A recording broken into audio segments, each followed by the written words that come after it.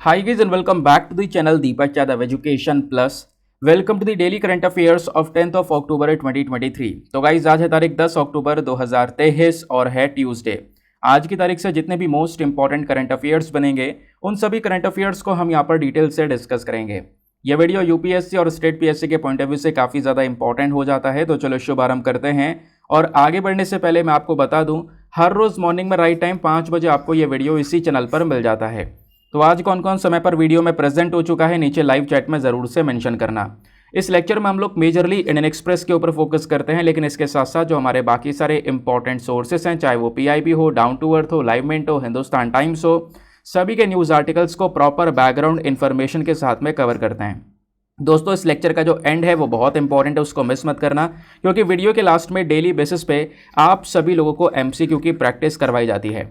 तो बहुत सारे क्वेश्चंस आपको वीडियो के अंत में मिल जाएंगे। पूरे कंसंट्रेशन के साथ में पूरे लेक्चर को सुनना, उस टेस्ट को अटेम्प्ट करना, तो आप यहाँ पर देख पाओगे आखिरकार आपने इस लेक्चर से एग्जैक्टली क्या क्या सीखा है। नाउ अगर आपको इस लेक्चर का पीडीएफ चाहिए तो उसके लिए आपने टेलीग्राम पर जाना है। वहाँ पे जाके सर्च बॉक्स में लिखना दीपक यादव एजुकेशन यूपीएससी, आपको ये वाला टेलीग्राम चैनल मिल जाएगा। यहाँ से आप डेली बेसिस पे इस लेक्चर के पीडीएफ को डाउनलोड कर सकते हो।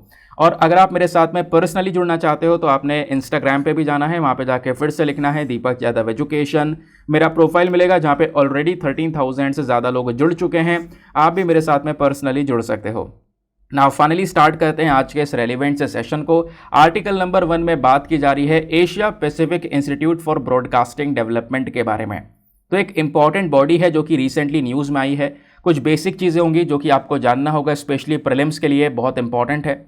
तो ये खबरों में क्यों है? खबरों में इसलिए है क्योंकि दोस्तों ये जो AIBD बॉडी है ना, जिसकी full form Asia Pacific institute for broadcasting development है, इस बॉडी का जो जनरल काउंसिल है, उस जनरल काउंसिल में भारत लगातार तीसरी बार एज अ प्रेसिडेंट इलेक्ट हुआ है। इस वजह से यहाँ पर ये न्यूज़ में है। और एग्जाम में अगर आपसे कुछ पूछा गया तो डायरेक्टली AIBD के बारे में पूछ लिया जाएगा। तो ये जो बॉडी है इसको 1977 में बनाया गया था यूनेस्को के प्रोटेक्शन के अंदर। ठीक है, यूनेस्को के संरक्षण के तहत इस बॉडी को तैयार किया गया। इस AIBD के अंदर में आज के समय में 92 मेंबर ऑर्गेनाइजेशंस हैं। ये 92 देश नहीं है, 92 मेंबर ऑर्गेनाइजेशंस हैं, अलग अलग संगठन हैं। और ये संगठन 44 अलग अलग यानी 44 अलग अलग कंट्रीज से बिलोंग करते हैं। तो 44 अलग अलग देशों के जो 92 ऑर्गेनाइजेशन जो संगठन हैं वो आज के समय पर AIBD के मेंबर्स हैं, जिसमें यहाँ पे 26 अलग अलग कंट्रीज भी यहाँ पर इसका हिस्सा हैं। और वो 26 कंट्रीज कैसे अपना रिप्रेजेंटेशन इस AIBD में देती हैं, उन 26 देशों की अपनी खुद की बॉडी होती है, ब्रॉडकास्टिंग अथॉरिटीज होती हैं। तो वो 26 देश लगभग 48 अपनी अलग अलग ब्रॉडकास्टिंग मिनिस्ट्रीज के माध्यम से अपना रिप्रेजेंटेशन AIBD में देती हैं। सिंपल। अब इंडिया का क्या रिप्रेजेंटेशन है? तो दोस्तों भारत भी इस संगठन का मेंबर है, ध्यान रखना। तो ये जो नाम है ना, ये पूरा जो बॉडी है, इंडिया भी एक one of the founding member है इस पूरे ऑर्गेनाइजेशन का। ये पॉइंट आपने ध्यान में रखना है। और भारत अपना रिप्रेजेंटेशन कैसे देता है? जैसे अलग अलग देशों की ब्रॉडकास्टिंग मिनिस्ट्री हैं, वो उन देश को रिप्रेजेंट करती हैं इस पर्टिकुलर बॉडी में। तो ऐसे ही भारत की भी एक ब्रॉडकास्टिंग अथॉरिटी है। आपने प्रसार भारती का नाम सुना होगा। तो प्रसार भारती भारत का एक पब्लिक सर्विस ब्रॉडकास्टर है जिसका मेन काम है ब्रॉडकास्टिंग करना। क्वेश्चन ये, ब्रॉडकास्टिंग होती क्या? प्रसारण, जिसके बारे में आपने सुना होगा। ब्रॉडकास्टिंग का मतलब दोस्तों यह है कि जो प्रोग्राम्स और जो इंफॉर्मेशन होती हैं उनका ट्रांसमिशन करना, वो लोगों तक पहुंचाना, टेलीविजन के माध्यम से, रेडियो के माध्यम से, हमारा ब्रॉडकास्टिंग कहलाता है। सिंपल सी बात है। तो प्रसार भारती भी भारत का एक पब्लिक सर्विस ब्रॉडकास्टर है और यही एक रिप्रेजेंटेटिव बॉडी है AIBD के अंदर। यानी भारत का जो प्रतिनिधित्व करती है, भारत को जो रिप्रेजेंट करती है AIBD के अंदर में, वो हमारा प्रसार भारती है। सिंपल। तो AIBD के बारे में कुछ बेसिक चीज़ आपको समझ में आ गई। अब थोड़ा सा यहाँ पे प्रसार भारती के बारे में जान लेते हैं। प्रसार भारती हमारे देश का एक पब्लिक सर्विस ब्रॉडकास्टर है जिसका मेन काम क्या है? टेलीविजन, रेडियो के माध्यम से जो इन्फॉर्मेशन उसको ट्रांसमिट करना। ये एक स्टैच्यूटरी ऑटोनोमस बॉडी है, कई सारे डिसीजंस खुद से ले सकती है, लेकिन साथ ही साथ में इसको एक पर्टिकुलर कानून के माध्यम से बनाया गया है। 1997 में इसको एस्टेब्लिश किया गया था, लेकिन वो कौन सा कानून है जिसके तहत इसको बनाया गया? तो वो था प्रसार भारती एक्ट। ठीक है, इसका मेन ऑब्जेक्टिव क्या है? तो मेन ऑब्जेक्टिव है पब्लिक ब्रॉडकास्टिंग सर्विसेज को परफॉर्म करना, लोगों को एंटरटेन करना। साथ ही साथ में दूरदर्शन टेलीविजन नेटवर्क हो गया, ऑल इंडिया रेडियो हो गया, इनको यहाँ पर चलाना। ये सारा काम यहाँ पर प्रसार भारती का मेन ऑब्जेक्टिव है। और इसका जो मेन मुख्यालय, इसका जो हेडक्वार्टर है वो कहाँ पर है? न्यू दिल्ली के अंदर। ये कुछ बेसिक चीज़ें हो गई। अब इस आर्टिकल से अगर आपसे यूपीएससी में प्रीलिम्स में कोई भी क्वेश्चन बन जाए या वनडे एग्जामिनेशन में कोई भी क्वेश्चन बन जाए तो यहीं से बनेगा। ये सारे बेसिक पॉइंट्स आपके सामने हैं, ठीक है, आप इसको आराम से पढ़कर जा सकते हो। चलो इसी तरीके से आते हैं सेकंड आर्टिकल पर। अगले आर्टिकल में दोस्तों प्रोटीन बाइंडर्स के बारे में चर्चा की जा रही है। ये बहुत इंपॉर्टेंट आर्टिकल है, न्यूज़ में बना हुआ है। खबर क्या है पहले वो जान लेते हैं। तो हाल ही में जो FSSAI है, food safety standards authority of India, जो कि हमेशा ये ध्यान रखता है कि मार्केट में एक अच्छा खाना, सुरक्षित खाना पहुंच सके लोगों तक, तो इसने क्लैरिफाई ये किया कि जो भी हमारे दूध और दूध से बने हुए प्रोडक्ट्स हैं, दही वगैरह और भी बहुत सारे सामान हैं, उसमें हम प्रोटीन बाइंडर्स ऐड नहीं कर सकते। प्रोटीन बाइंडर्स को ऐड करने से FSSAI ने मना कर दिया। इस वजह से प्रोटीन बाइंडर चर्चा में है, क्योंकि हमें पता भी नहीं होगा, काफ़ी सारे लोगों को नहीं पता होगा कि प्रोटीन बाइंडर्स एग्जैक्टली होते क्या हैं। तो आप समझते हैं। तो दोस्तों प्रोटीन बाइंडर कह सकते हो यहाँ पर एक ऐसी चीज़ है जो कि क्या करती है, हमारे डेयरी प्रोडक्ट्स के टेक्सचर को थिक करने की कोशिश करती है। फॉर एग्जाम्पल दही होगी, अब दही को और ज़्यादा गाढ़ा बनाने का काम करता है ये प्रोटीन बाइंडर, ठीक है। तो प्रोटीन बाइंडर आपसे पूछा जाए क्या है, तो एक बायोलॉजिकल एजेंट है, एक ऐसा एजेंट, एक ऐसा इंग्रेडिएंट जिसका मेन काम क्या होता है, मेन काम होता है डेयरी प्रोडक्ट्स को और ज़्यादा थिक बनाना, और ज़्यादा गाढ़ा बनाना, ठीक है। और दोस्तों यहाँ पर ये जो एंजाइम है ना, ये थोड़ा सा सेमी सॉलिड और सॉलिड फूड की कैटेगरी में आता है। और मैं आपको बता दूं, ये एंजाइम अगर हम लोग ये एजेंट अगर हम लोग यूज़ करते हैं अपने किसी प्रोडक्ट के अंदर में, तो इससे प्रोटीन को पचाने की जो क्षमता है उसमें एक बुरा असर भी पड़ता है, ठीक है। तो कहीं ना कहीं जो प्रोटीन बाइंडर है ये हमारी हेल्थ के लिए सही नहीं है। इसका यूज़ अगर आप लोग दही में कर रहे हो, मिल्क में कर रहे हो, या मिल्क से संबंधित दूसरे प्रोडक्ट्स के अंदर में इसका यूज़ कर रहे हो, तो ये जो प्रोडक्ट्स है, इन प्रोडक्ट्स की जो न्यूट्रिशनल वैल्यू है, जो इनका पोषण है, वो पोषण कम हो जाएगा। इस डेयरी प्रोडक्ट्स के अंदर में जो प्रोटीन पाया जाता है, क्योंकि आपको पता है ना डेयरी प्रोडक्ट्स में प्रोटीन अच्छी मात्रा में पाया जाता है, तो वो जो प्रोटीन है उसका जो डाइजेशन है उसके ऊपर भी असर पड़ता है प्रोटीन बाइंडर मिलाने के बाद में। तो प्रोटीन बाइंडर से ओवरऑल अगर हम बात करेंगे तो हमारे डेयरी प्रोडक्ट्स की जो क्षमता है वो ज़्यादा अफेक्ट होती है, ज़्यादा बेकार हो जाती है। ये बात यहाँ पर FSSAI ने मेंशन की है, समझ गए। अब ये मिल्क प्रोटीन होता क्या है थोड़ा ये जान लेते हैं। दूध में प्रोटीन जो पाया जाता है वो हमारे एक एसेंशियल अमीनो एसिड का हिस्सा है, बहुत आराम से डाइजेस्ट हो जाता है, ठीक है। बहुत सारे लोग होते हैं लैक्टोज इंटॉलरेंट, जिनको दूध पचता ही नहीं है या दूध से बना हुआ सामान नहीं पचता है, तो उनके लिए अलग है, वैसे वो अलग चीज़ को प्रेफर कर सकते हैं। बट यहाँ पर जो मिल्क प्रोटीन है वो इजीली डाइजेस्टेबल होता है, इसमें कोई भी दूसरे एंटी न्यूट्रिशनल फैक्टर्स नहीं होते, ये आपके बॉडी के लिए काफ़ी ज़्यादा लाभदायक होता है। नाउ अब बात करते हैं यहाँ पर FSSAI की, क्योंकि ये बॉडी भी न्यूज़ में है, क्योंकि इसी ने तो बोला है प्रोटीन बाइंडर का यूज़ ना करने को। तो FSSAI एक स्टैच्यूटरी बॉडी है, खुद से कई सारे डिसीजंस लेती है। इस पर्टिकुलर बॉडी को एक कानून के माध्यम से बनाया गया है, और कानून के माध्यम से बनाया गया है, इसी वजह से हम इसको स्टैच्यूटरी बॉडी बोलते हैं। वो कानून कौन सा है, तो वह है food safety and standards act 2006, ठीक है। 2006 का यहाँ पर ये कानून आपको देखने को मिल जाता है। और इस FSSAI की नोडल मिनिस्ट्री कौन सी, यानी कौन से मंत्रालय के अंडर में ये पूरी बॉडी आती है, तो वह है ministry of health and family welfare. तो ये हो गई हमारी एक और बेसिक सी इन्फॉर्मेशन जो प्रीलिम्स और वनडे एग्जामिनेशन के लिए इंपॉर्टेंट है। नाउ आते हैं अगले आर्टिकल पर। अब नेक्स्ट आर्टिकल में दोस्तों थंबनेल वाली जो इंपॉर्टेंट इन्फॉर्मेशन है वो हम डिस्कस करेंगे। तो पूसा 44 अभी चर्चा में है। क्या है पूसा 44 जानते हैं। पूसा 44 बेसिकली आप कह सकते हो धान की एक अलग से वैरायटी है, धान की एक बढ़िया वैरायटी है। लेकिन ये न्यूज़ में इसलिए आई है क्योंकि हाल ही में पंजाब के जो चीफ मिनिस्टर हैं भगवत मान, उन्होंने अनाउंस किया है कि पंजाब इस पूसा 44 की धान की वैरायटी को पूरी तरह से बैन कर देगा। अगले साल से यहाँ पर इसको बोया ही नहीं जाएगा। अगले साल से हमें मार्केट में पूसा 44 की वैरायटी बिल्कुल भी नज़र नहीं आएगी।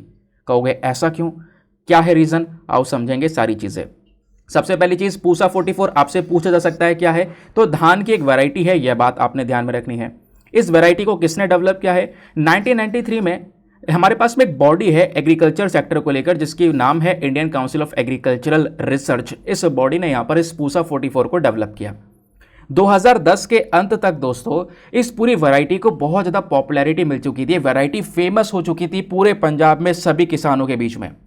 और मैं आपको बता दूं पंजाब के अंदर में 70 से 80% एरिया में इसी पूसा 44 की जो वैरायटी है, जो ये धान की वैरायटी है, इसको लगाया जाता था। और बोला यह जाता है कि फार्मर्स ने यह भी क्लेम किया कि पूसा 44 की जो वैरायटी है, जब इसको बोया जाता है, इसकी बीज बोई जाती है, जब फसल निकल कर आती है तो फसल नॉर्मल दूसरी वैरायटी के कंपैरिजन में ज़्यादा मिलती है हमको। पर एकड़ के हिसाब से जो दूसरी वैरायटीज होती हैं वहाँ पे 28 से 30 कुंटल हमें फसल मिलती है, लेकिन यहाँ पर 34 से 40 कुंटल तक हमें यहाँ पर यह अनाज मिल जाता था। तो पूसा 44 बहुत अच्छी वैरायटी थी, प्रोडक्शन बड़े लेवल पर होता था। तो आप कहोगे जब इतना अच्छा था तो इसको बैन क्यों किया गया? इसका रीज़न यहाँ पर यह है कि इसको उगने में, इस पूरी फसल को मैच्योर होने में थोड़ा ज़्यादा समय लगता था। ये फसल आप लगा दोगे, बीज बो दोगे, उसके बाद 160 दिन तक वेट करना पड़ेगा इस पूरी फसल को मैच्योर होने के लिए, उसकी कटाई करने के लिए। जबकि यहाँ पे जो हमारी नॉर्मल फसलें होती हैं वो यहाँ पर 160 से लगभग कह सकते हो 35 से लेकर 40 दिन कम लेती हैं। ठीक है, तो वो यहाँ पे कहीं ना कहीं आप कह सकते हो 120 दिन में, 110 दिन में वो नॉर्मल फसलें उग जाती हैं, लेकिन इसको बहुत ज़्यादा समय लगता है। और आपको पता है यहाँ पर जो ये धान है, इसको लगाने के लिए, इसको उगाने के लिए बहुत ज़्यादा पानी चाहिए होता है, बहुत ज़्यादा मात्रा में सिंचाई चाहिए होती है। तो लगभग 1-1.5 महीने की एक्स्ट्रा सिंचाई यहाँ पर इस वाली फसल में लगती है, पूसा 44 में। अब एक्स्ट्रा सिंचाई लगती है तो इससे पंजाब का जो ग्राउंड वाटर है, जो पानी प्रेजेंट है, ठीक है, वो पानी कहीं ना कहीं लगातार कम होता हुआ चले जा रहा है, वाटर टेबल कम होता हुआ चले जा रहा है। तो यहाँ पर कहीं ना कहीं जो वैरायटी है, इसमें एक नुकसान तो ये हो गया कि भाई ज़्यादा समय लगता है उगने में, इस चक्कर में ज़्यादा सिंचाई चलती है और पानी ज़्यादा चाहिए होता है। दूसरी प्रॉब्लम यहाँ पर यह है कि दोस्तों इससे वेस्टेज भी ज़्यादा होता है। ये धान की जब कटाई होती है ना तो बहुत सारी पराली बच जाती है। नॉर्मल फसलों के कंपैरिजन में यहाँ पे पराली बहुत ज़्यादा होती है, और पराली की दिक्कत पंजाब में पहले से ही है, जिसको हम स्टबल बर्निंग बोलते हैं। उस पराली को लास्ट में जला दिया जाता है, तो वो भी एक पर्टिकुलर इशू है। ठीक है, तो ये दो इंपॉर्टेंट इश्यूज की वजह से क्या किया गया, इसके ऊपर एक बैन लगा दिया गया। बोला गया कि नेक्स्ट ईयर से यहाँ पर पूसा 44 को उगाया ही नहीं जाएगा, जिससे यहाँ पर पंजाब के अंदर में पानी काफ़ी हद तक बचाया जा सकेगा और स्टबल बर्निंग का जो इशू है वो भी काफ़ी ज़्यादा कम हो जाएगा, जिससे पोल्यूशन को कंट्रोल कर सकेंगे। ये हो गया रीजंस। अब दोस्तों यहाँ पर ICAR ये बॉडी है, क्योंकि इसी ने यहाँ पर पूसा 44 नाम की वैराइटीज़ को डिस्कवर किया था। तो क्या है ICAR, थोड़ा सा जान लेते हैं। एक ऑटोनोमस ऑर्गेनाइजेशन है, सारे नियम कानून या फिर सारे जितने भी डिसीजंस है ये खुद से लेने का काम करती है। ये जो बॉडी है ये department of agriculture, research and education के अंडर में आती है। ये डिपार्टमेंट हो गया। जब डिपार्टमेंट पूछा जाएगा तो आपने ये डिपार्टमेंट बताना है। जब आपसे मंत्रालय पूछा जाएगा तो वह है ministry of agriculture and farmers welfare, तो मिनिस्ट्री पूछी जाएगी तो इस मिनिस्ट्री के तहत यहाँ पर ICAR आता है। ठीक है, इसको हम लोग यहाँ पर एक ज़माने में imperial council of agricultural research के नाम से जानते थे, बट बाद में इसका नाम चेंज हो गया। इस बॉडी को इस्टेब्लिश किया गया था 16 जुलाई 1929 में एक रजिस्टर्ड सोसाइटी के तौर पर under the societies registration act 1860। ये पूरी काउंसिल एक सबसे इंपॉर्टेंट बॉडी है जिसका मेन काम है एग्रीकल्चर सेक्टर की ग्रोथ के ऊपर एक स्पेशल फोकस करना।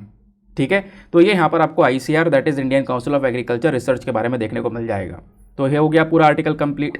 इस आर्टिकल से कोई भी क्वेश्चन बनेगा प्रीलिम्स या वनडे एग्जामिनेशन में, आप रेडी हो उसको हैंडल करने के लिए। अच्छा, अभी चीज़ें खत्म नहीं हुई, 2 लाइनें और हैं। ये जो Indian council of agriculture research है दोस्तों, इसके 113 इंस्टीट्यूट्स हैं अलग अलग। उसके साथ साथ इसका जो मेन मुख्यालय है, इसका जो हेडक्वार्टर है वो न्यू दिल्ली के अंदर है ना। आगे आते हैं। आगे बढ़ने से पहले दोस्तों मेक श्योर करना यार, वीडियो पे जो लाइक का बटन है उसको प्रेस कर देना। हमारा एक छोटा सा टारगेट है 2000+ लाइक्स का, प्लीज़ आप उसको सपोर्ट कर सकते हो। यहाँ पे बात की जा रही है बेकल फोर्ट के बारे में। मैंने आपसे कल द हिंदू के वीडियो में बोला भी था, ये जो किला है वो आपने मैप में जाकर देखना है। ये जो बेकल फोर्ट, ये जो किला दोस्तों आपको दिख रहा है ना, ये केरला के अंदर में है। तो पहला पब्लिक सेक्टर पार्क केरला के अंदर में आ रहा है बेकल फोर्ट पर, इस वजह से यहाँ पर बेकल फोर्ट न्यूज़ में है। बेकल फोर्ट को अब अच्छे से देखोगे तो ये मैरून कलर सा यानी रेड कलर सा नजर आएगा। रेड कलर सा क्यों नजर आ रहा है? क्योंकि इसको बनाया गया है डार्क मैरून लेटराइट स्टोन से। डार्क मैरून कलर का, डार्क रेड कलर का जो लेटराइट पत्थर होते हैं उससे यहाँ पर इस पूरे किले को तैयार किया गया। बोला जाता है यहाँ पर पूरे केरला में यहाँ पर एक सबसे बड़े साइज का सबसे प्रोटेक्टेड किला यहाँ पर ये देखने को मिलता है। इसका इतिहास देखोगे तो वो भी काफ़ी इंपॉर्टेंट है, क्योंकि इस पूरे किले के अंदर में बहुत ही ज़्यादा इंप्रेसिव वॉल्स तैयार की गई हैं। काफ़ी मजबूत है दीवार आपको देखने को मिल जाएंगी। दीवारों में बीच में छोटे छोटे छेद रखे गए हैं, छोटी छोटी ओपनिंग्स रखी गई हैं बंदूक के लिए। ठीक है, वहाँ से बंदूक तानी जा सके। प्लस यहाँ पे इसी दीवारों में छोटे छोटे स्पॉट भी हैं जहाँ से देखा जा सके किले के अंदर से कि आसपास यहाँ पर जो एनिमी है, जो दुश्मन है, वो कहाँ पर है। इस किले को बनाया गया था 17वीं सेंचुरी में।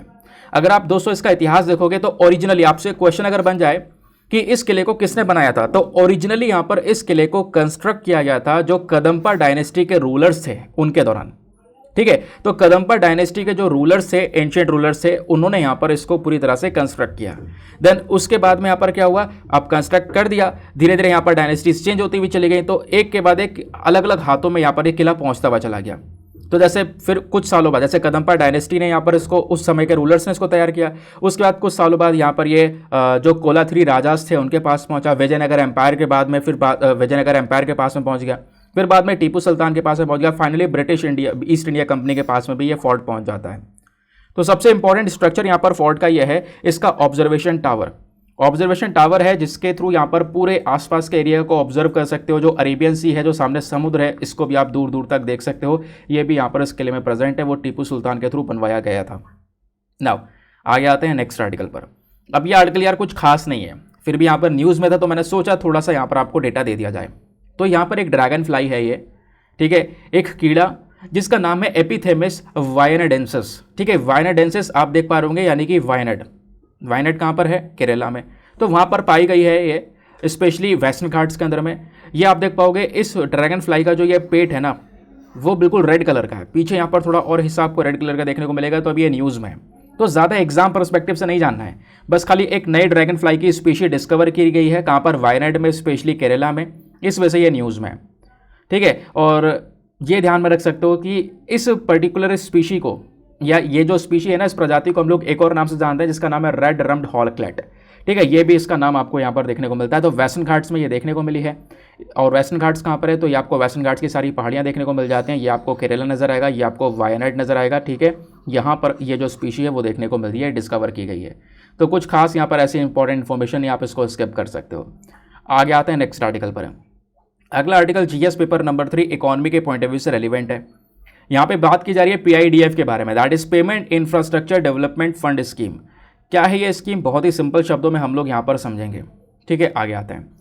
तो हुआ क्या है दोस्तों, reserve bank of India RBI ने हाल ही में जो ये पीआईडीएफ स्कीम है ना, इसको आने वाले 2 साल के लिए और ज़्यादा बढ़ा दिया है, ताकि यहाँ पर इस स्कीम के फ़ायदे जो पीएम विश्वकर्मा के तहत जो बेनिफिशरीज है, जो लोग यहाँ पर फ़ायदे उठा रहे हैं इस पर्टिकुलर स्कीम के तहत, उनको भी यहाँ पर इस पीआईडीएफ स्कीम का फ़ायदा मिल सके। इस वजह से इसको आगे 2 साल के लिए और एक्सटेंड कर दिया आरबीआई ने।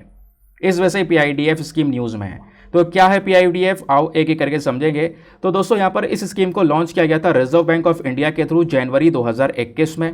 3 साल के पीरियड के लिए लॉन्च किया गया ना। फाइनली ये 3 साल का पीरियड पूरा हो रहा था। अब क्या हुआ, इसको आगे 2 साल के लिए और ज़्यादा एक्सटेंड कर दिया गया।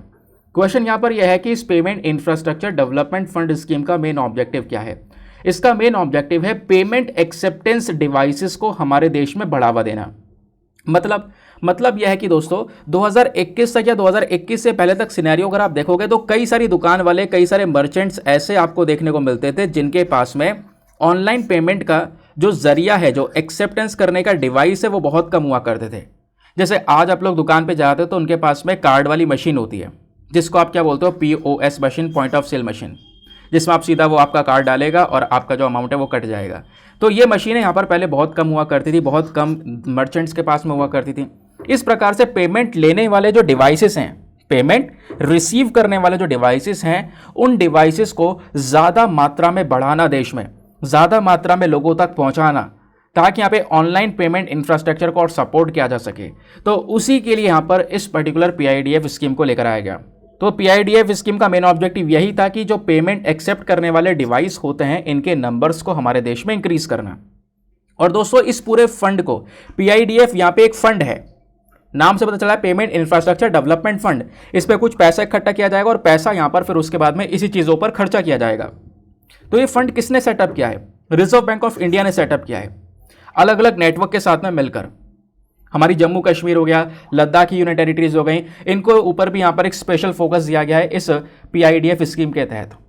और दोस्तों यहाँ पर जो पीएम स्वनिधि स्कीम के जो बेनिफिशियरीज हैं, जो इस स्कीम के तहत फ़ायदा मिलता है, उनको भी बाद में इसमें इंक्लूड कर लिया गया इसी पीआईडीएफ स्कीम में। तो पीआईडीएफ के अंदर में फंडिंग कैसे आती है? इस फंड के अंदर में जो पैसा देता है वो रिजर्व बैंक ऑफ इंडिया भी देता है, और कुछ और मेजर ऑथोराइज कार्ड नेटवर्क्स होते हैं वो भी फंड प्रोवाइड करवाते हैं। तो ये स्कीम का मेन मकसद क्या है? देखो, इस स्कीम का मेन मकसद है कि जो हमारी बैंक्स हैं उनको फाइनेंशियल सपोर्ट प्रोवाइड करवाना, नॉन बैंकिंग फाइनेंशियल यहाँ पर असिस्टेंस प्रोवाइड करवाना, ठीक है, ताकि ये जो बैंक हैं वो ज़्यादा से ज़्यादा POS machine, point of sale machine जो है उसको ज़्यादा से ज़्यादा लोगों तक पहुँचा सकें। ठीक है, ज़्यादा से ज़्यादा जो दुकानदार उनके पास में ये पीओएस मशीन्स वगैरह प्रोवाइड करवाई जाएँ, ताकि वो पेमेंट को आराम से एक्सेप्ट कर सकें, ऑनलाइन पेमेंट लेने में यहाँ पर कोई भी प्रॉब्लम ना हो। ठीक है, ऑनलाइन क्या, या फिर कह सकते हो पेमेंट इंफ्रास्ट्रक्चर जो है वो हमारा मजबूत हो सके।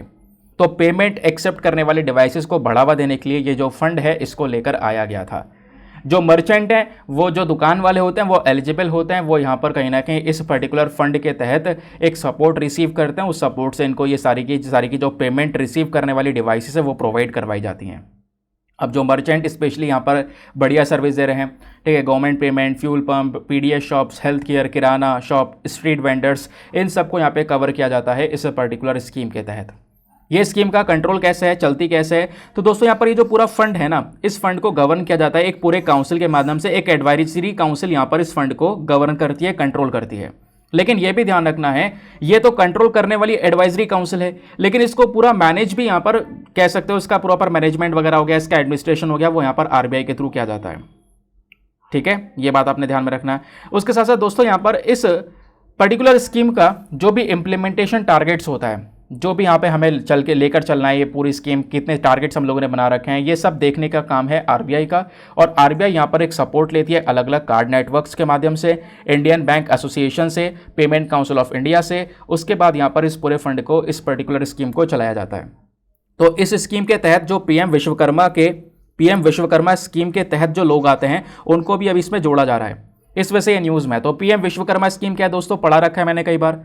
ये एक सेंट्रल सेक्टर स्कीम है। यहाँ पर केंद्र सरकार का सारा मेन खर्चा है, केंद्र सरकार सारा पैसा खर्च करती है, उसी को हम लोग सेंट्रल सेक्टर स्कीम बोलते हैं। तो पीएम विश्वकर्मा स्कीम को 17 सितंबर 2023 में लॉन्च किया गया और 13,000 करोड़ रुपए यहाँ पे खर्चे जाएंगे आने वाले 5 सालों के अंदर में। इस स्कीम का मेन मकसद यह है कि जो हमारे कारीगर हैं, छोटे छोटे बिजनेसमैन हैं, चाहे वो यहाँ पर कुम्हार हो गए, है ना, लोहार हो गए, उसके अलावा यहाँ पे और भी बहुत सारे यहाँ पे जैसे जो मोची हो गए, है ना, सभी यहाँ पे लोगों को कवर किया गया है। जितने भी यहाँ पर ये बहुत सारे कारीगर हैं, इन सबको यहाँ पे कवर किया गया है ताकि इनको एक फाइनेंशियल हेल्प प्रोवाइड करवाई जा सके, इनको स्किल्स प्रोवाइड करवाई जा सके इस पर्टिकुलर स्कीम के तहत। तो उन पर्टिकुलर वर्कर्स को भी यहाँ पर इस पर्टिकुलर पीआईडीएफ स्कीम के तहत कवर किया गया ताकि इनको भी ये जो पॉइंट ऑफ सेल जैसी मशीन है या पेमेंट रिसीव करने वाले जो डिवाइसेस हैं वो यहाँ पर इनको प्रोवाइड करवाए जाएंगे। और ऐसे यहाँ पर पीएम स्वनिधि स्कीम के जो वर्कर्स हैं उनको भी यहाँ पर इसमें इंक्लूड कर लिया गया है। तो पीएम स्वनिधि क्या है, यह प्रधानमंत्री स्ट्रीट वेंडर्स आत्मनिर्भर निधि। तो ये जो स्कीम है इसको लॉन्च किया गया था भारत सरकार के थ्रू जून 2020 में, ताकि कोविड-19 से अफेक्टेड जो भी यहाँ पर हमारे स्ट्रीट वेंडर्स हैं, सड़कों पर जो अपने रेडी वगैरह लगाते हैं, उनकी हेल्प की जा सके, उनको एक सस्ते दाम में लोन प्रोवाइड करवाया जा सके। तो पीएम स्वनिधि स्कीम दोस्तों जो है ये ministry of housing and urban affairs के तहत यहाँ पर काम करती है, ध्यान रखना। ठीक है, तो ये हुआ हमारा एक और आर्टिकल समाप्त। मज़ा आ रहा है, बहुत कुछ जानने को मिल रहा है। तो इस वीडियो की खास बात यहाँ पर यही है कि आपको कम समय में बहुत सारी इन्फॉर्मेशन मिल जाती है जो सीधा आपको एग्जाम में हेल्प करती है। तो काफ़ी सारे लोगों के पास में जो टाइम का इशू है वो यहाँ पर इस वीडियो को आराम से प्रेफर कर सकते हैं। नेक्स्ट आर्टिकल बात करते हैं। यहाँ पे NMMSS के बारे में बात की जा रही है। यह है national means cum merit scholarship scheme. तो एक स्कॉलरशिप स्कीम न्यूज़ में है, थोड़ा सा पता होना चाहिए, specially for the GS paper number 2 education point of view. तो यहाँ पे बात ये हो रही है कि जो हमारा शिक्षा मंत्रालय, मिनिस्ट्री ऑफ एजुकेशन है, उन्होंने हाल ही में यहाँ पर एक ऑनलाइन रजिस्ट्रेशन शुरू कर दिया है इस स्कॉलरशिप स्कीम का 2023-24 के लिए। इस वजह से न्यूज़ में है। तो दोस्तों ये जो स्कॉलरशिप स्कीम है एक सेंट्रली स्पॉन्सर्ड स्कीम है। सेंट्रली स्पॉन्सर्ड स्कीम कौन सी होती है, जहाँ पे केंद्र सरकार और राज्य सरकार दोनों मिलकर काम करते हैं, दोनों मिलकर पैसा खर्च करते हैं। और एक होती है सेंट्रली सेक्टर स्कीम, अभी थोड़ी देर पहले मैंने आपको पढ़ाया भी था, जैसे पीएम विश्वकर्मा स्कीम, वो सेंट्रल सेक्टर स्कीम है जहाँ पर मेन मकसद या मेन खर्चा केवल केंद्र सरकार का होता है, राज्य सरकार का कोई यहाँ पर लेना देना नहीं है। लेकिन सेंट्रली स्पॉन्सर्ड स्कीम है ये वाली स्कॉलरशिप स्कीम। इस स्कॉलरशिप स्कीम को लॉन्च किया गया था मई 2008 में। इसका मेन ऑब्जेक्टिव है कि जो मेरिटोरियस स्टूडेंट्स हैं, स्पेशली जो इकोनॉमिकली वीकर सेक्शन क्लास से निकल कर आते हैं, जिनकी आर्थिक स्थिति इतनी अच्छी नहीं है, उनको यहाँ पर स्कॉलरशिप प्रोवाइड करवाना, ताकि जैसे यहाँ पर क्लास 8 में बच्चे ड्रॉप आउट कर जाते हैं, ठीक है, पढ़ाई को रोक देते हैं, तो उनकी आगे पढ़ाई कंटिन्यू हो सके उसके लिए यहाँ पर इनको स्कॉलरशिप दी जाती है गवर्नमेंट की साइड से। तो उसके रजिस्ट्रेशन ओपन हो चुके हैं। इसके बेनिफिट्स क्या हैं, तो लगभग 1 लाख के आसपास जो फ्रेश स्कॉलरशिप है वो यहाँ पर हमारा ministry of human resource development provide करवाएगा। पहले तो क्या होता है दोस्तों, हर साल यहाँ पे कुछ स्टूडेंट्स को सेलेक्ट किया जाता है। इस बार भी ऐसे ही कुछ स्टूडेंट्स को सेलेक्ट करेंगे और फिर क्लास 9 से लेकर 12 तक की यहाँ पर कह सकते हो इनको जो है स्टडी करने के लिए, पढ़ाई के लिए जो स्कॉलरशिप्स है वो यहाँ पे प्रोवाइड करवाई जाएंगी, ताकि गवर्नमेंट कॉलेजेस के अंदर में, गवर्नमेंट एडेड स्कूल्स के अंदर में, लोकल बॉडी स्कूल्स के अंदर में अपना 9 से लेकर 12 तक की पढ़ाई कर सकें। अब इस स्कॉलरशिप में जो अमाउंट दिया जाता है वो साल का 12,000 रुपये होता है, या कह सकते हो 1,000 रुपये प्रति महीना के हिसाब से पर स्टूडेंट को दिया जाता है, जो भी स्टूडेंट सेलेक्ट होते हैं। और ये जो पैसा दिया जाता है ये डायरेक्ट बैंक अकाउंट में मिलता है, ताकि यहाँ पर जो बच्चा है वो आराम से वो पैसा रिसीव करके अपनी पढ़ाई को आगे कंटिन्यू कर सके। फिर बात आती है यहाँ पर एलिजिबिलिटी क्राइटेरिया की, कि भाई यहाँ पर कौन कौन एलिजिबल है। ऐसे स्टूडेंट्स जिनकी पेरेंट्स की जो इनकम है, माता पिता की जो आय है, वो साल में 3.5 लाख रुपए से ज़्यादा की नहीं होनी चाहिए, वो सभी लोग यहाँ पर इस स्कॉलरशिप स्कीम को अवेल कर सकते हैं। प्लस स्टूडेंट्स के पास में जो यहाँ पर उनका ग्रेड होगा, क्योंकि यहाँ पे हम लोग क्लास 8, 9, 10, 11, 12 के ऊपर स्पेशल फोकस करें, तो क्लास 7 का जो एग्जामिनेशन होगा उसमें कम से कम 55% जो मार्क्स है वो होने चाहिए। ठीक है, बाकी यहाँ पर छूट दी गई है, SC ST स्टूडेंट्स को 5% की छूट उनको मिल जाती है। बाकी जो स्टूडेंट्स हैं, ठीक है, मान लो कोई नवोदय विद्यालय में पढ़ रहा है या केंद्र विद्यालय में पढ़ रहा है, KVS से पढ़ रहा है या कोई रेजिडेंशियल स्कूल में पढ़ रहा है, वो सब एलिजिबल नहीं है इस स्कॉलरशिप स्कीम के तहत, ये भी आपने ध्यान में रखना है। ठीक है, बाकी इसका एक सिलेक्शन टेस्ट होता है, जहाँ पर बच्चों का एक टेस्ट लिया जाएगा, उस टेस्ट के माध्यम से कुछ बच्चे सेलेक्ट होंगे और सेलेक्ट होने के बाद में उनको ये स्कॉलरशिप प्रोवाइड करवाई जाएगी, ताकि वो आगे की अपनी 9, 10, 11, 12 की पढ़ाई कंटिन्यू कर सकें, अपना ड्रॉप आउट ना करें। ठीक है, आगे आते हैं नेक्स्ट आर्टिकल पर। नाउ अगला article GS paper number 2 polity के पॉइंट ऑफ व्यू से इंपॉर्टेंट होने वाला है। यहाँ पर बात की जा रही है constitution bench of the Supreme court के बारे में। तो दोस्तों, सुप्रीम कोर्ट की एक बेंच होती है कॉन्स्टिट्यूशन बेंच, जो कि अभी रिसेंटली न्यूज़ में है। क्या होती है कॉन्स्टिट्यूशन बेंच, आज आपको बढ़िया तरीके से समझ में आएगा। तो सुप्रीम कोर्ट ने हाल ही में बोला है कि यहाँ पर ये अभी एक साइन लैंग्वेज इंटरप्रेटर के ऊपर फोकस कर रहे हैं, यानी कि ऐसे लोग जिन्हें सुनने में प्रॉब्लम है उनके लिए यहाँ पर साइन लैंग्वेज का यूज़ किया जाएगा। तो इस पर्टिकुलर केस की सुनवाई की गई कॉन्स्टिट्यूशन बेंच हियरिंग्स के दौरान, इस वजह से कॉन्स्टिट्यूशन बेंच चर्चा में है। तो ये खैर मैटर हमें एग्जाम में नहीं हेल्प करेगा, जो एग्जाम में सीधा आपसे पूछा जा सकता है वो है कॉन्स्टिट्यूशन बेंच। क्या होती है कॉन्स्टिट्यूशन बेंच, ये आपने पता होना चाहिए। तो दोस्तों, यहाँ पर क्या होता है कि सुप्रीम कोर्ट में कई सारे केसेस होते हैं, कई बड़े बड़े मैटर जो है फंस जाते हैं। अब वो मैटर फंस जाते हैं तो सुप्रीम कोर्ट में यहाँ पर कभी कभी एक मैटर को लेकर 3 जज बैठ जाते हैं, 3 जज का 5 जज बैठ जाते हैं, 7 जज बैठ जाते हैं। ठीक है, तब वो यहाँ पर केस की सुनवाई करते हैं। तो जब ये जज बैठते हैं ना, इन जज को यहाँ पर बुलाया जाता है इस केस को देखने के लिए, तो उसी को हम लोग बोलते हैं कॉन्स्टिट्यूशन बेंच। जनरली यानी नॉर्मल तरीके से क्या होता है, जो ज़्यादातर केसेस होते हैं सुप्रीम कोर्ट के सामने, वो एक डिवीजन बेंच के थ्रू यहाँ पर उनकी सुनवाई होती है। ठीक है, डिवीजन बेंच जिसमें 2 या 3 जज होते हैं, वो यहाँ पर नॉर्मल केस की सुनवाई कर लेते हैं। लेकिन मान लो कोई केस बहुत ही बड़ा है, जिसका नेशनल इंपैक्ट पड़ रहा है, देश के स्तर के पॉइंट ऑफ व्यू से बहुत इंपॉर्टेंट केस है वो, और यहाँ पे उसका कहीं ना कहीं पूरी तरीके से एक डिसीजन ले पाना बहुत ज़्यादा ज़रूरी है। तो क्या हुआ, एक बड़ी कॉन्स्टिट्यूशन बेंच बैठाई जाती है, थोड़े और जजेस को यहाँ पर बैठाया जाएगा, ताकि वो अच्छे से यहाँ पर आपस में डिस्कशन करने के बाद में इस पर्टिकुलर मैटर के ऊपर अपना निर्णय ले सकें। तो कॉन्स्टिट्यूशन बेंच बैठाई जाती है। तो दोस्तों, कॉन्स्टिट्यूशन बेंच के बारे में हमारे संविधान में ऑलरेडी साफ साफ मेंशन किया गया है। तो हमारा जो आर्टिकल 145 क्लॉज 3 है, आर्टिकल 145 क्लॉज 3 है जो संविधान का, वो क्लियर ये कर देता है, ये बोलता है कि मान लो कोई भी ऐसा केस जो भी कि एक बहुत बड़ा मैटर है, जिसका असर सीधा संविधान पे पड़ रहा है, तो उस पर्टिकुलर केस की सुनवाई कम से कम 5 जज के बेंच के माध्यम से होगी। एक बेंच बैठाई जाएगी जिसपे 5 जज होंगे, वो यहाँ पर उस पर्टिकुलर केस की सुनवाई करेंगे, जिसका इंपैक्ट सीधा संविधान पे पड़ रहा होगा। और ये केस जो बेंच बैठती है दोस्तों, ये किसी केस को देखने के लिए बैठाई जाती है। भाई कोई पर्टिकुलर मैटर था, उसके लिए बेंच बैठाई गई, उन 5 जजों ने यहाँ पर अपना जो डिसीजन है वो सुना दिया, ऑर्डर पास कर दिया, बेंच डिसॉल्व हो गई, काम खत्म। इसी के लिए तो बेंच को बनाया गया था।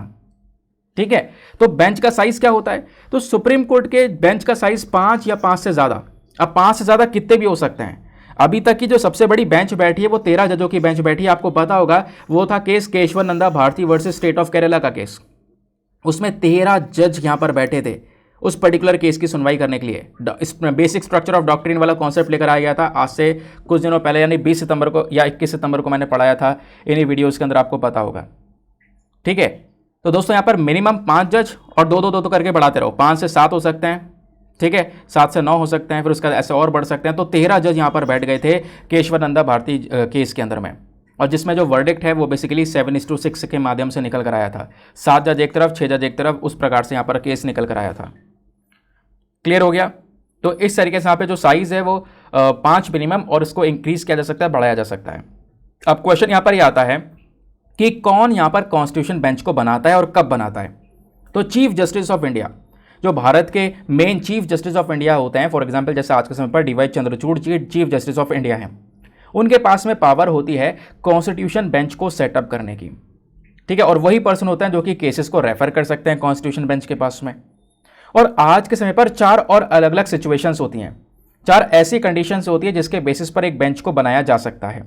जैसे पहला यहाँ पर केस क्या है कि मान लो यहाँ पर एक केस ऐसा है, एक बड़ा मैटर आ चुका है जिसका सीधा इंपैक्ट संविधान पे होगा, तो उस दौरान यहाँ पर हम क्या करेंगे, एक बेंच को बैठाएंगे।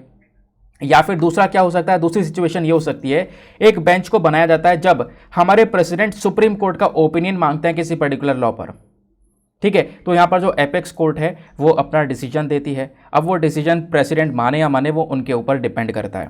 प्रेसिडेंट उस डिसीजन को माने ना माने वो उनके ऊपर है। हो सकता है प्रेसिडेंट यहाँ पर अपना पॉइंट ऑफ व्यू अलग रख रहे हो, लेकिन यहाँ पर सुप्रीम कोर्ट से जब यहाँ पर ओपिनियन मांगते हैं प्रेसिडेंट, तब सुप्रीम कोर्ट यहाँ पर बेंच बैठा सकता है एक और। तो ये सिचुएशन हो सकती है। तीसरा, यहाँ पर एक कॉन्स्टिट्यूशन बेंच को बनाया जा सकता है जब 2 जज की बेंच या बाद में 3 जज की बेंच ने कोई जजमेंट दिया हो और जजमेंट में कॉन्फ्लिक्ट्स क्रिएट हो रहे हो। यानी भाई 2 जज बैठे थे एक केस को देखने के लिए, वहां पे भी कोई पर्टिकुलर परिणाम निकल कर नहीं आया, फिर उसका 3 जज बैठे, वहां पे कोई परिणाम निकल कर नहीं आया, तो जजमेंट्स में आपस में कुछ कॉन्फ्लिक्ट्स होने लगे। तो उसके बेसिस पर हम क्या करेंगे, एक नई कॉन्स्टिट्यूशन बेंच बना सकते हैं। तो ये सिचुएशन होगी, तब भी एक नई कॉन्स्टिट्यूशन बेंच बनाई जाएगी। या आखिरी अगर आप देखोगे तो एक सिचुएशन ये भी है कि मान लो अगर 3 जज की जो बेंच है वो एक जजमेंट को डिलीवर करती है, एक जजमेंट देती है, और वो जजमेंट यहाँ पर उससे पहले वाली बेंच से अलग है, तो क्या होगा, यहाँ पर भी कॉन्फ्लिक्ट क्रिएट हो गया। तो उसके लिए हमें एक नई जज बेंच बनाना पड़ेगा, एक ज़्यादा जज बैठे होंगे तब यहाँ पे वो डिसीजन लेंगे। तो ऐसे यहाँ पर इन कंडीशंस के बेसिस पर कुछ नई बेंचेस को क्रिएट किया जा सकता है। तो ये यहाँ पे कुछ इंपॉर्टेंट रेलिवेंट इन्फॉर्मेशन हो गई रिगार्डिंग कॉन्स्टिट्यूशनल बेंच। समझ गए दोस्तों? तो ये थे सारे के सारे डिस्कशन। आई होप आपको मजा आया होगा और बहुत कुछ आज के इस लेक्चर से जानने को मिला होगा। वो तो तभी पता चलेगा जब आप यहाँ पे प्रीलिम्स रैपिड फायर के क्वेश्चंस को लगाओगे।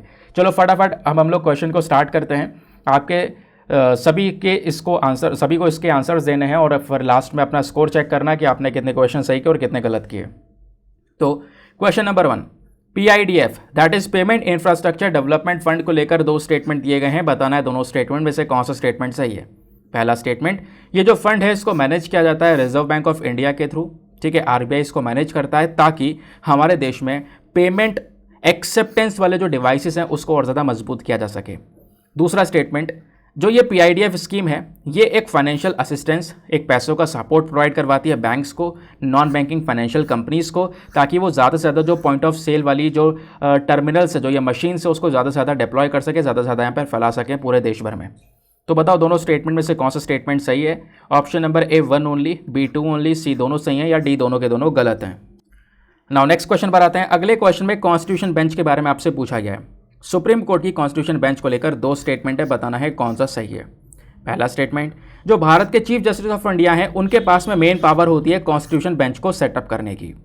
दूसरा स्टेटमेंट, जो कॉन्स्टिट्यूशन बेंच का डिसीजन होता है, ठीक है, प्रेसिडेंशियल रेफरेंस के ऊपर, यानी जब प्रेसिडेंट बोलते हैं, प्रेसिडेंट यहाँ पर कुछ मांगते हैं, तब जब कॉन्स्टिट्यूशन बेंच बनाया जाता है, तो क्या कॉन्स्टिट्यूशन बेंच का जो डिसीजन होता है, जो इनका मेन निर्णय होता है, क्या वो प्रेसिडेंट के ऊपर बाइंडिंग होता है, यानी कि प्रेसिडेंट को वो बात माननी ही माननी होती है, क्या कुछ ऐसा है। तो बताओ दोनों स्टेटमेंट में से कौन सा स्टेटमेंट सही है। Option number A 1 only, B 2 only, C दोनों सही हैं, या D दोनों के दोनों गलत हैं।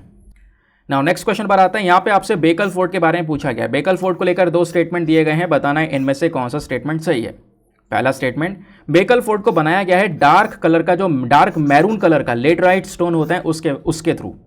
दूसरा स्टेटमेंट, बेकल फोर्ट इस किले को ओरिजिनली बनाया गया था विजयनगर एम्पायर के रूलर्स के माध्यम से। तो बताओ दोनों स्टेटमेंट में से कौन सा करेक्ट है। Option number A 1 only, B 2 only, C दोनों सही है, या D दोनों के दोनों गलत हैं। नाउ दोस्तों नेक्स्ट क्वेश्चन में आपसे प्रोटीन बाइंडर्स के बारे में पूछा गया है। प्रोटीन बाइंडर्स को लेकर अगेन 2 स्टेटमेंट्स हैं, बताना है कौन सा सही है। पहला स्टेटमेंट, प्रोटीन बाइंडर्स को हम यूज़ करते हैं एक इंग्रेडिएंट के तौर पर, जिससे हम फूड प्रोडक्ट्स को बना सकते हैं, खान पीने की चीज़ें बनाई जा सकती हैं प्रोटीन बाइंडर से। दूसरा स्टेटमेंट, प्रोटीन बाइंडर कहीं ना कहीं हमारा जो मिल्क का प्रोटीन होता है, दूध में पाया जाने वाला प्रोटीन होता है, उसकी न्यूट्रिशन वैल्यू और उसकी बायोलॉजिकल वैल्यू को बुरी तरह से अफेक्ट करता है। तो बताओ दोनों स्टेटमेंट में से कौन सा सही है। Option number A 1 only, B 2 only, C दोनों सही है, या D दोनों के दोनों गलत हैं। नाउ नेक्स्ट क्वेश्चन पर आते हैं। यहाँ पे आपसे AIBD that is Asia Pacific institute for broadcasting development के बारे में पूछा गया है। इसको लेकर अगेन 2 स्टेटमेंट दिए गए हैं, बताना है कौन सा स्टेटमेंट सही है।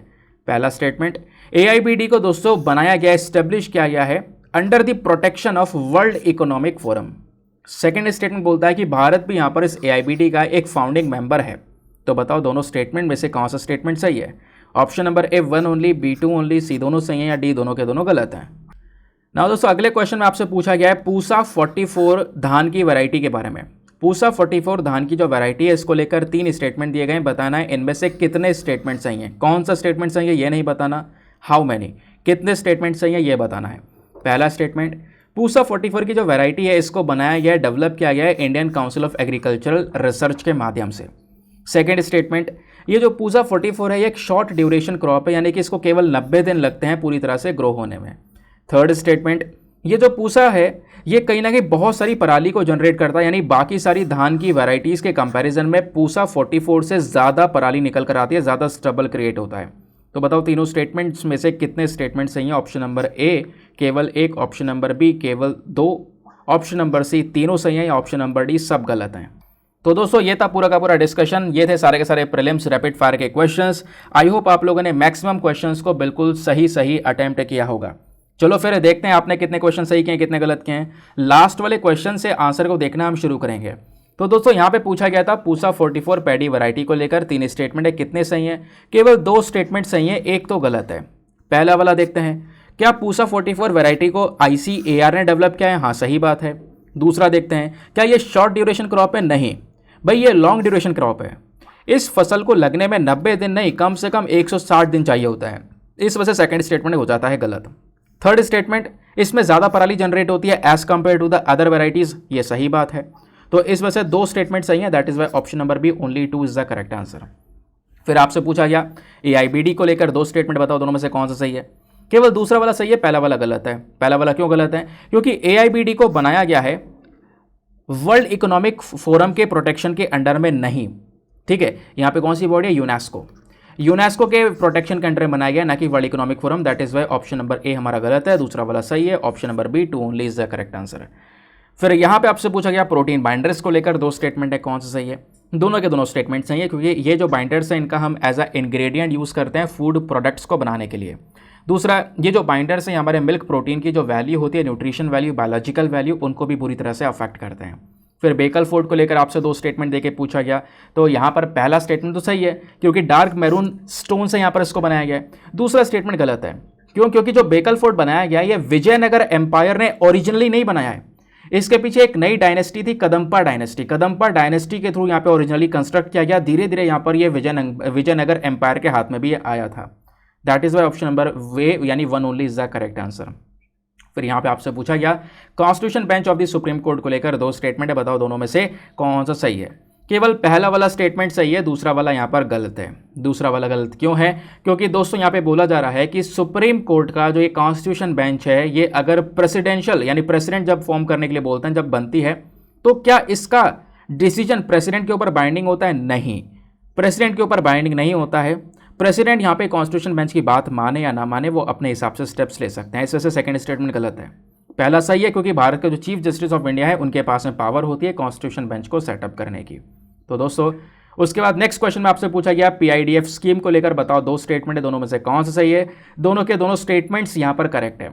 जैसे यहाँ पर इस स्कीम को मैनेज किया जाता है रिजर्व बैंक ऑफ इंडिया के थ्रू, RBI इसको मैनेज करता है ताकि जो पेमेंट एक्सेप्ट करने वाले डिवाइसेस हैं वो हमारे पूरे देश भर में फैलाए जा सके, उस पेमेंट एक्सेप्टेंस का डेवलपमेंट किया जा सके देश के अंदर में, इसके ऊपर फोकस होता है RBI का।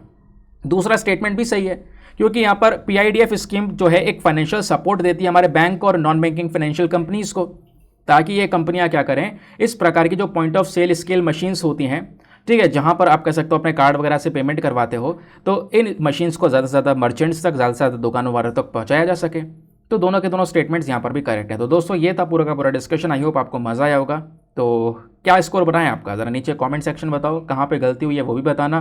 प्लस गलती हुई है या स्कोर कम है तो उसके लिए यार परेशान होने की ज़रूरत नहीं है, क्योंकि कल भी हम मिलेंगे। कल फिर से यहाँ पर आपने शुरू करना है, कल फिर से यहाँ पे फुल कंसंट्रेशन के साथ में लेक्चर को देखना है, लास्ट में क्वेश्चंस फिर से अटेम्प्ट करने हैं। धीरे धीरे तो इंप्रूवमेंट आएगा ना, आज नहीं कल नहीं, एक ना एक दिन तो इंप्रूवमेंट होगा और एक ना एक दिन सारे क्वेश्चन सही होंगे। बहुत सारे लोग हैं जो डेली बेसिस पे सारे क्वेश्चंस को सही करते हैं। एनीवे करते हैं हम अपने लेक्चर को समाप्त और मिलते हैं आप लोगों से अगले वीडियो में। आज के लिए bye bye, have a nice day, thank you and जय हिंद।